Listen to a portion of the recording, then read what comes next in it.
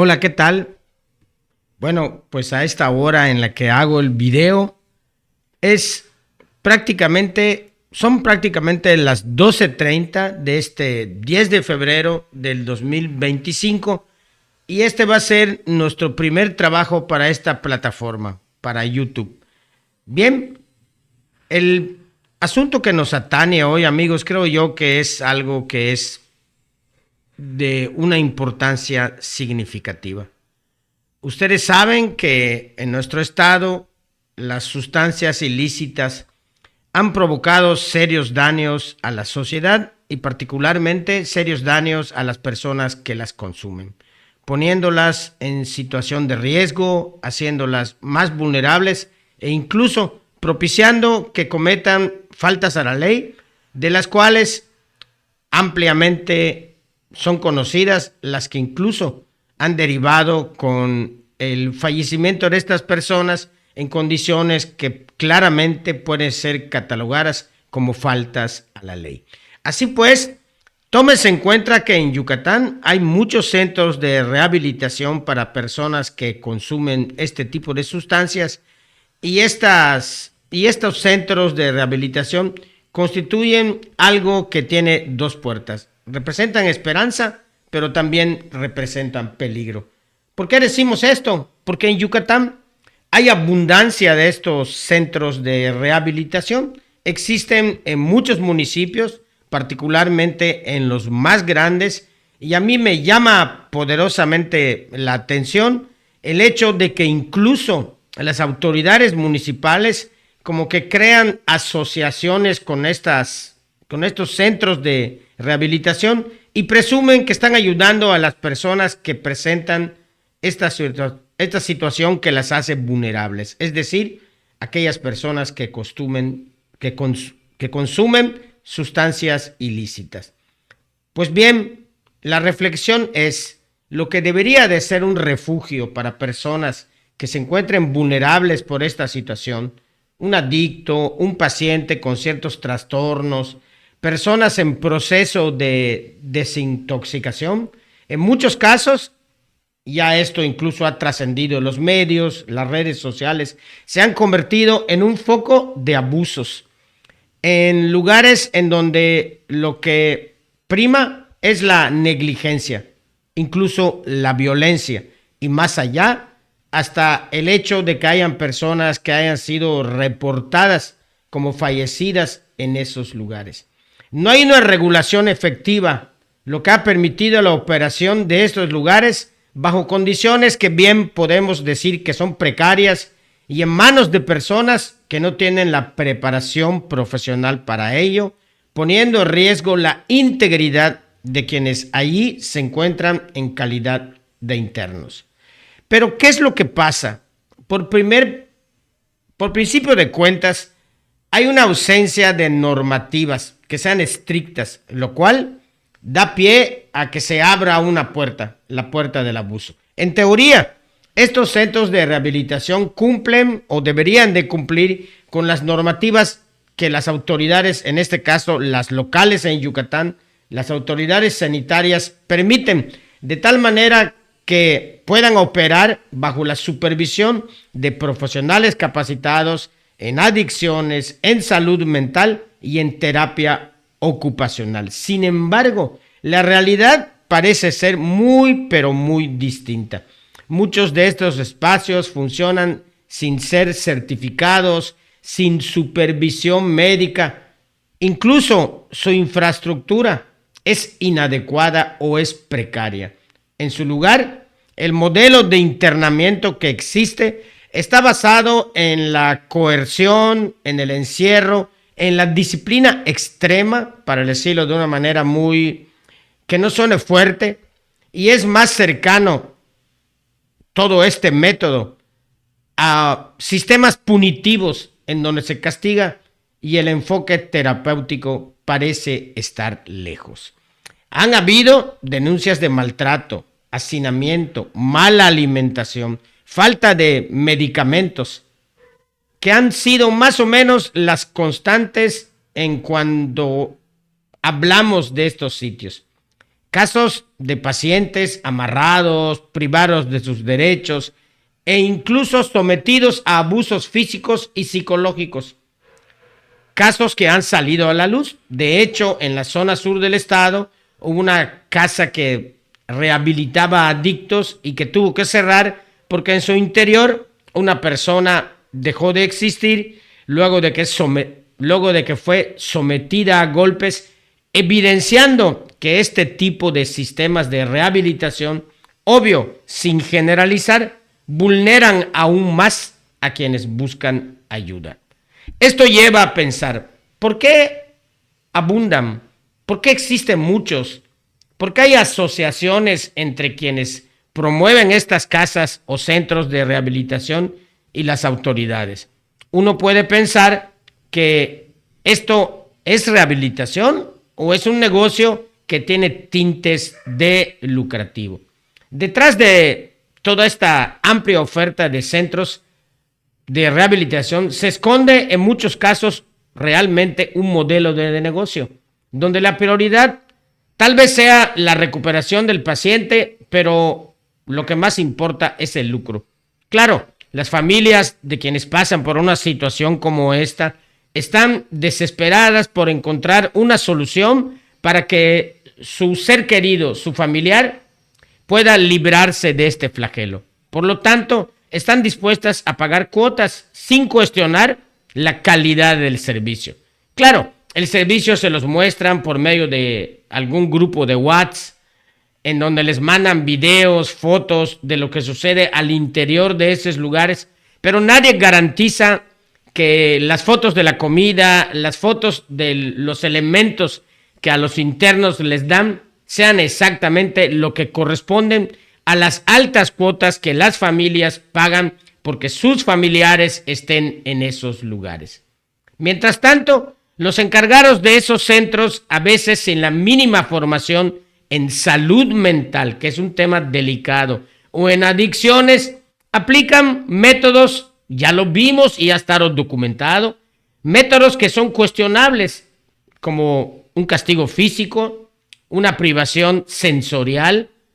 Incluso llegan al grado de adoctrinar a las personas que están ahí, de tal manera que caen como en el adoctrinamiento religioso. Es decir, la fe ciega en que en aquel lugar y no en otro sus vidas van a ser salvadas.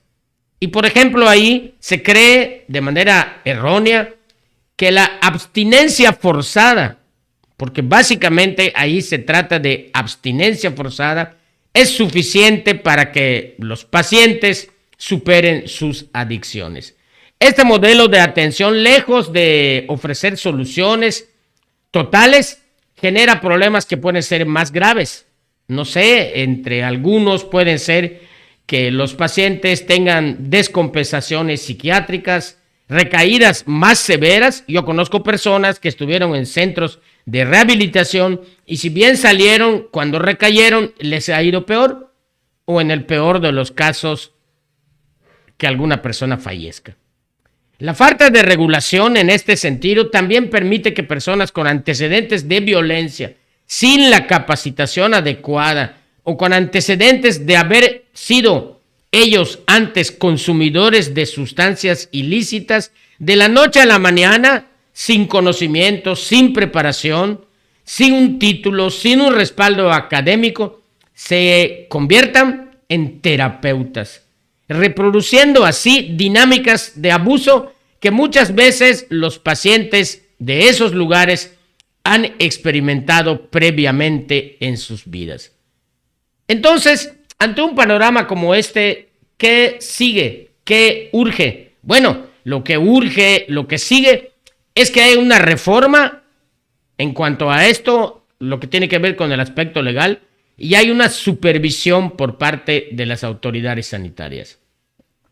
Hace falta que se refuerce la supervisión de estos centros, que se establezcan sanciones ejemplares para quienes operen fuera de la ley y que garanticen las instituciones de gobierno un acceso a alguna casa, a algún centro de rehabilitación, pero que sea una rehabilitación con calidad.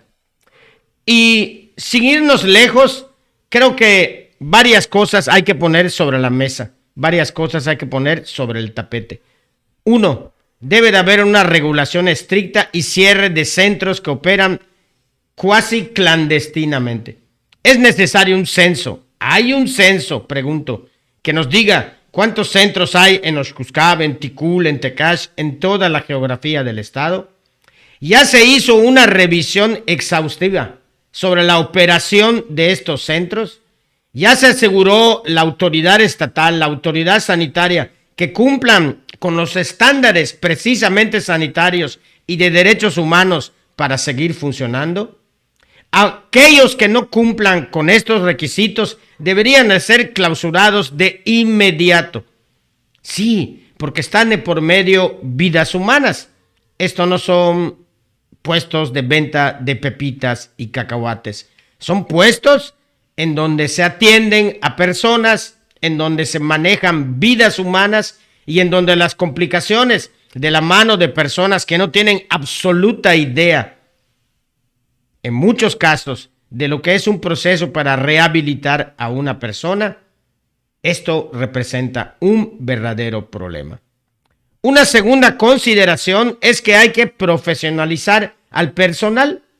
Es decir, esos centros de rehabilitación, en esos centros de rehabilitación no es admisible que cualquier persona sin formación en salud mental o en adicciones pueda ser quien administre dichos centros. Se deben de establecer requisitos que sean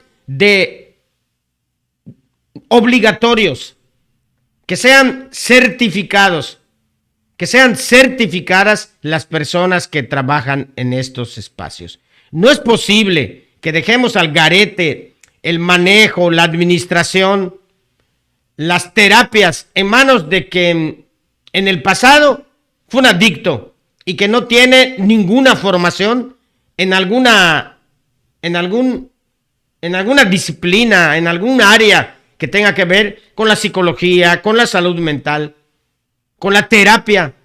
Es decir, no se puede dejar esto en manos de improvisados. Pero más allá de eso, hay una cosa que es importante y viene siendo el tercer punto que quiero tocar en este video.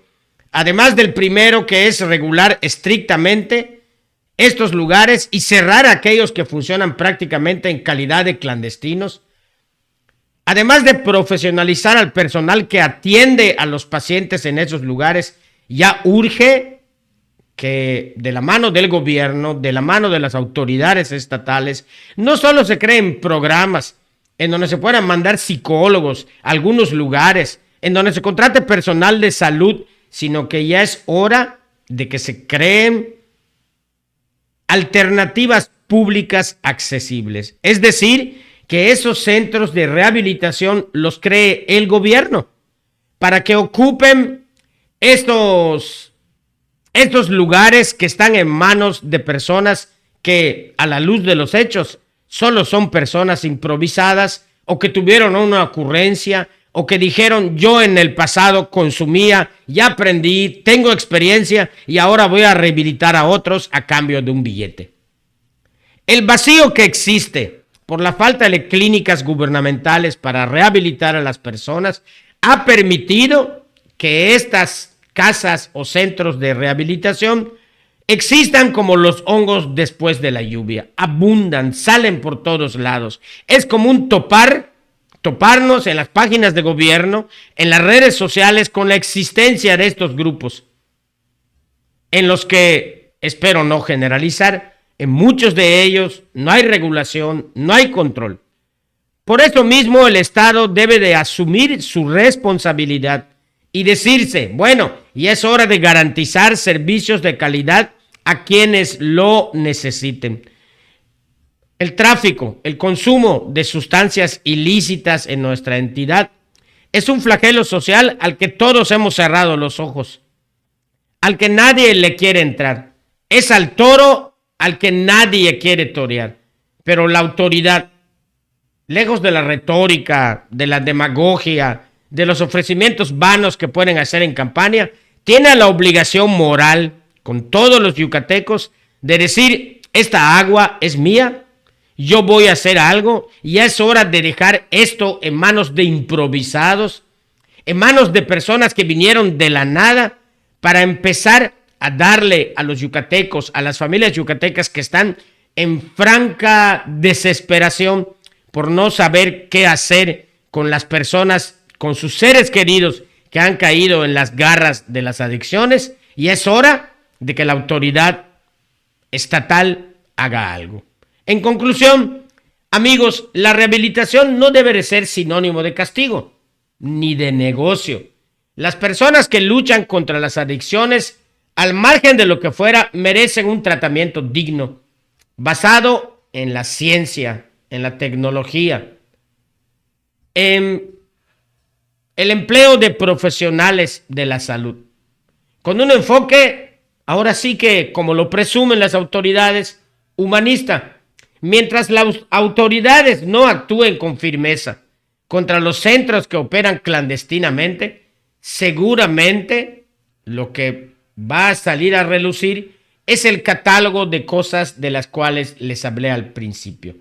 El abuso, los castigos, la impunidad. Y seguirán estas personas lucrando con el dolor ajeno y perpetuando de esta manera, sin la intervención efectiva del gobierno, un problema que en lugar de resolverse hasta el día de hoy, cada día es mucho más grave. En fin, amigos, era este el motivo por el cual hoy me conecto y les comparto esto. Si bien es cierto que parece ser algo estrictamente editorial, yo también apelo al sentido común.